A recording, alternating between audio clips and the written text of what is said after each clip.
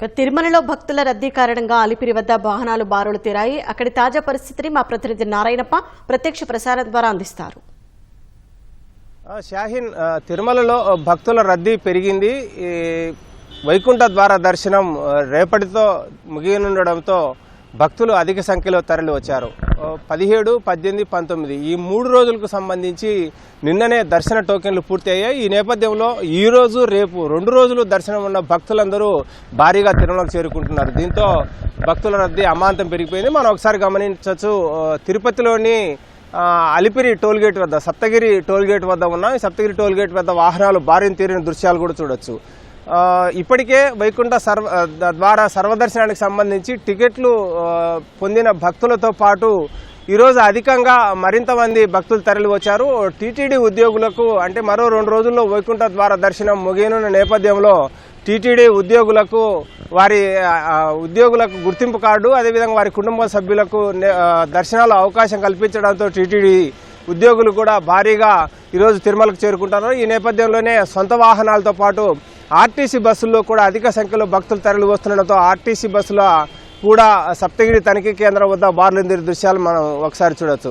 ఇదే విధంగా ఈరోజు 18వ తారీఖు, రేపు 19వ తారీఖు ఈ 2 రోజులకు సంబంధించి దర్శన టికెట్లు ఉన్నవారు కూడా కొండ మీదకి చేరుకుంటున్నారు.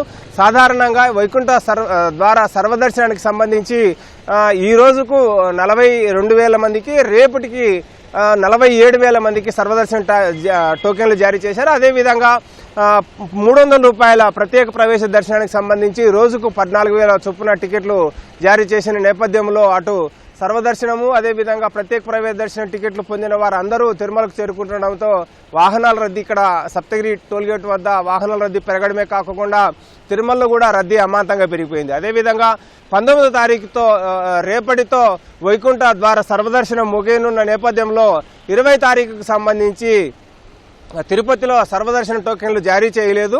దీంతో వచ్చిన భక్తులందరినీ తిరుమలకు అనుమతిస్తున్నారు.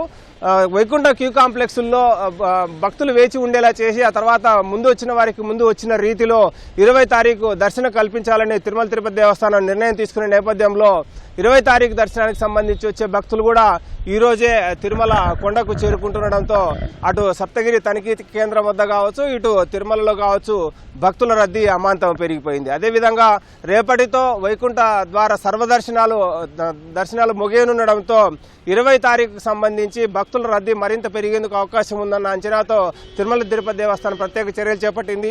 20వ తారీఖు తిరుపతిలో సర్వదర్శన టోకెన్లను జారీ చేయకపోవడమే కాకుండా నేరుగా అత్యంత ప్రముఖుల బ్రేక్ దర్శనాలకు సంబంధించి సిఫార్సు లేఖలు పూర్తిగా రద్దు చేసింది. నేరుగా వచ్చే ప్రముఖులకు మాత్రమే బ్రేక్ దర్శనం కల్పిస్తామని ప్రకటించింది. ఇది ఇక్కడున్న తాజా పరిస్థితి. కెమెరామెన్ భాస్కర్తో వి నారాయణప్ప, ఈటీవీ న్యూస్, తిరుపతి నుంచి.